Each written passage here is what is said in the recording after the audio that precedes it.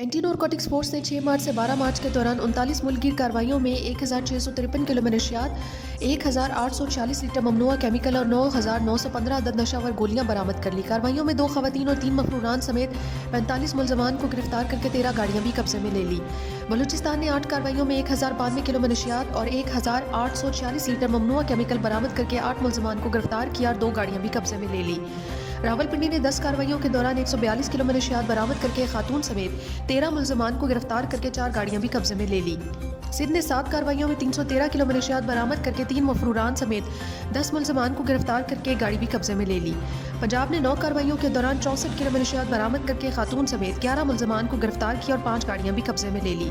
خیبر پختونخوا نے 5 کارروائیوں کے دوران 42 کلو منشیات برآمد کر کے 3 ملزمان کو گرفتار کر لیا اور 1 گاڑی بھی قبضے میں لے لی۔ تمام مقدمات انسداد منشیات ایکٹ کے تحت متعلقہ تھانوں میں درج کر کے تفتیش کا آغاز کر دیا گیا ہے۔